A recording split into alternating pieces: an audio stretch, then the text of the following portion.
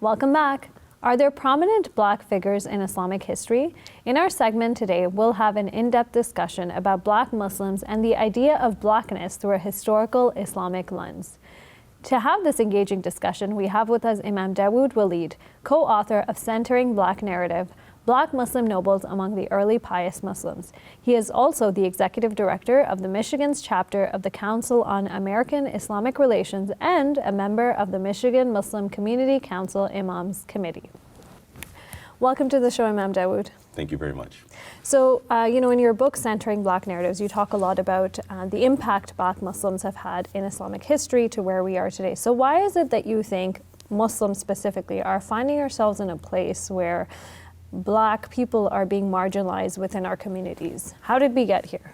Well, I think there's three things. The first thing is that many people are ignorant about the early Islamic history and even try to make some distinction about Arabness and Blackness being a mutually exclusive identity. So for instance, we highlight in our book that Bani Sulaim, which was a prominent tribe in Arabia at the time of the Prophet, peace be upon him, that was a Black Arab tribe. And in the days of ignorance preceding the revealing of the Quran, they would recite poetry bragging about their Blackness, because at that time, tribal affiliation was a source of glory and pride for the Arabs. So many people are just really ignorant about this history and the social context of the Arabs in Medina in particular. And it sounds like the color of the skin wasn't a thing, right? It was more, like you mentioned, it's more about the tribal connection. Exactly. It wasn't an issue about discriminating against someone based upon skin color per se. It was more of the tribalistic society where people would take pride or fight against other people based upon tribal affiliation. It was not related directly to skin color or to hair texture, because many of the Arabs' hair was described as being jad or being kinky, like most people of African descent or from the West Indies, right?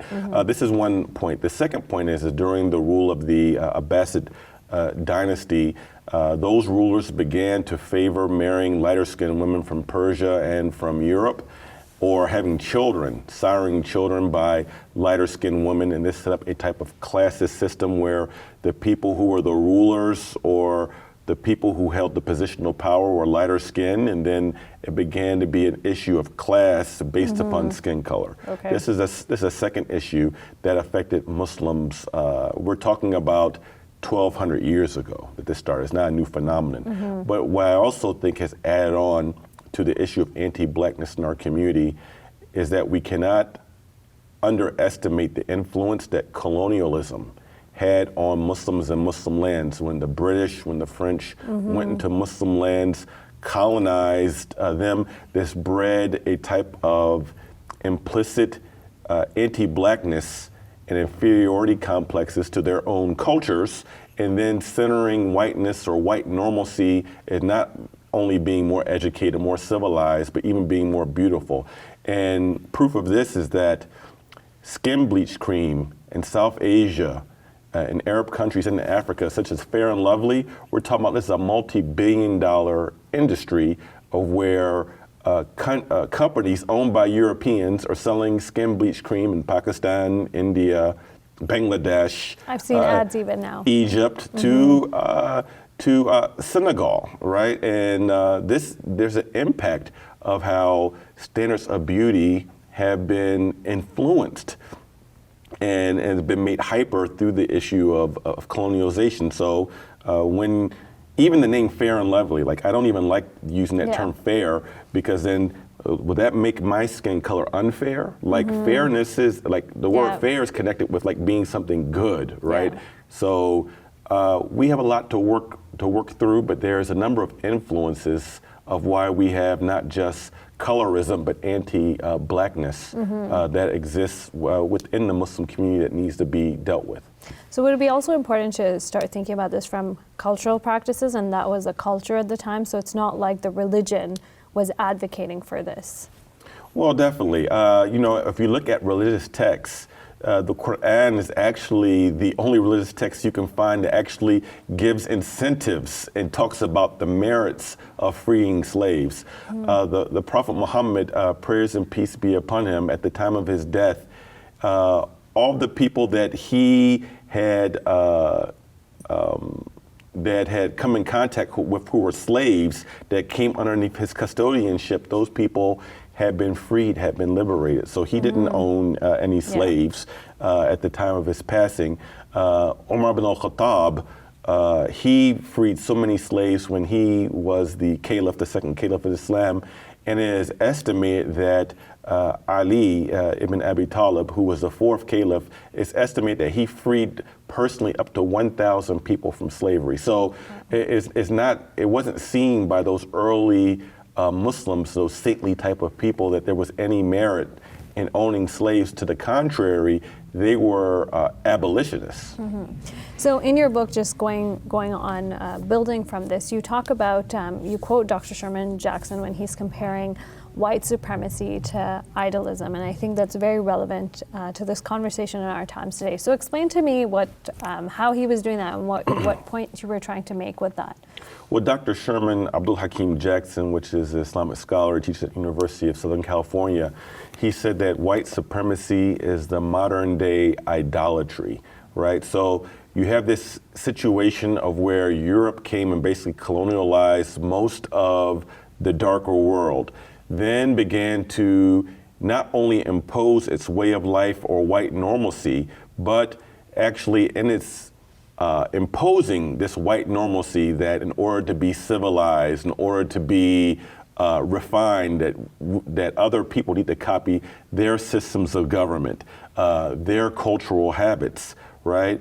But what Dr. Jackson's also saying, or we can take from this, is that there's a sense of arrogance that is involved in this, is a sense of entitlement that when we look at the Quran, we can actually see two figures where this white supremacy, or the idea of white supremacy, plays itself out not only as idolatrous, but we can also say satanic, right? So from the satanic perspective, when Iblis, which I believe Christians refer to as Lucifer, when he was in the garden and God, according to the Quran, commanded all of those in the company of the angels were to prostrate to Adam, all of them did except for Iblis. And his statement was, I am better than him. You made me of fire, but you made him of clay. So he thought there was something that was intrinsic in his very being that made him superior. And this is really what the idea of white supremacy is, right? Yeah. That there is an intrinsic greater worth or value. And this has been propagated all throughout the world, not just overtly, but even subtly. Now, the second point is we're talking about idolatrous, or perhaps the worst idolatrous mentioned in the Quran was Pharaoh. Because Pharaoh said in the Quran, I am your Lord, the Most High.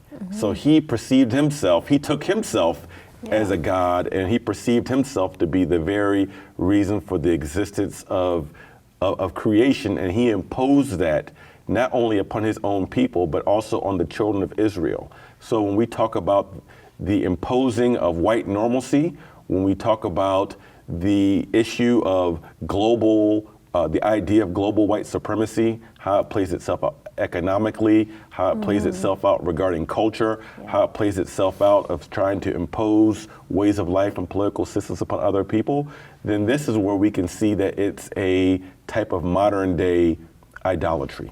So how does all of this, thinking about white supremacy, thinking about racism within our communities, what are some of the, bringing this back to our faith, what are some of the spiritual consequences to racism that as Muslims will experience?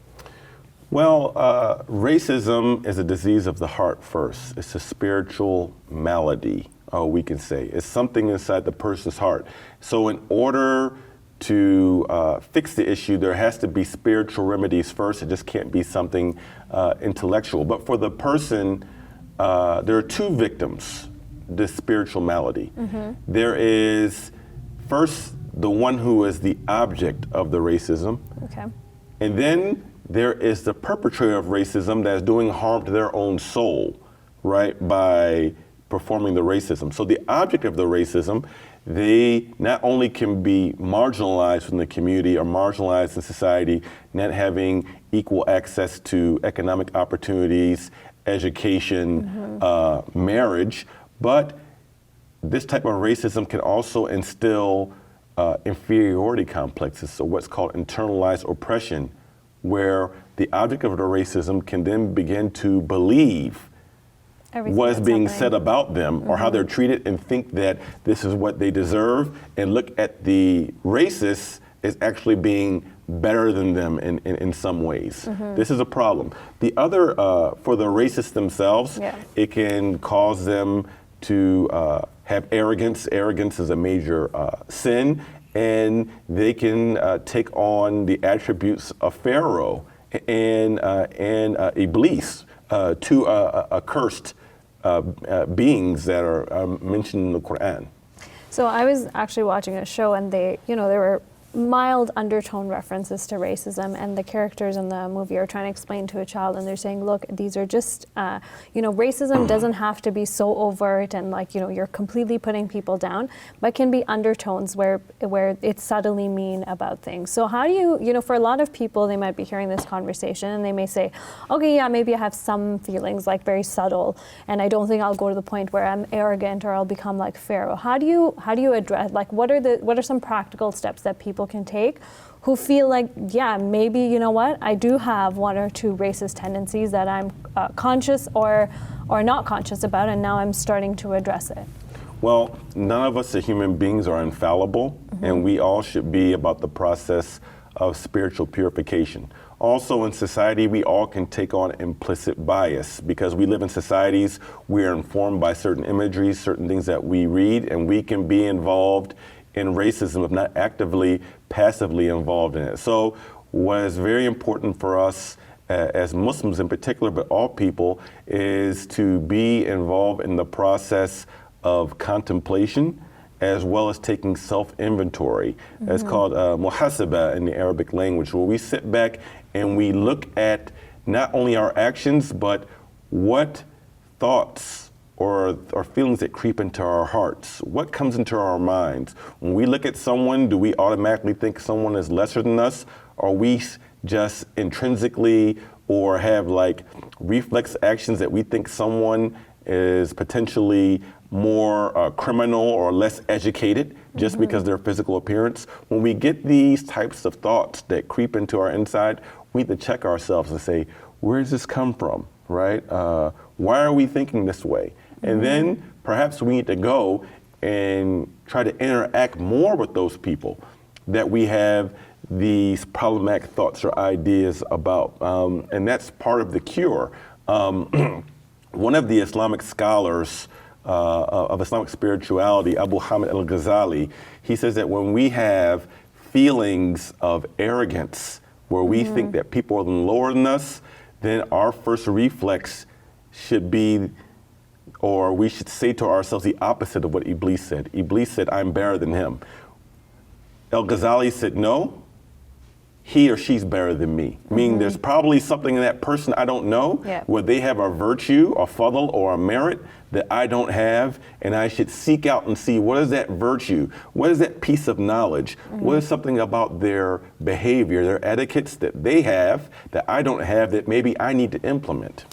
Thank you so much, Imam Dawud. I think you really brought this conversation back to sort of the self and really helping people think about it. I know I have some thoughts going in my head right now. So thank you so much, Imam Dawud. Thank you very much. If you want more of Let the Quran Speak, you can watch previous episodes or new ones by subscribing to our YouTube channel, youtube.com/QuranSpeaks. Stay updated by liking us on Facebook and following us on Twitter @Quran_speaks. And when you're on the go, listen to our podcast at QuranSpeaks.com.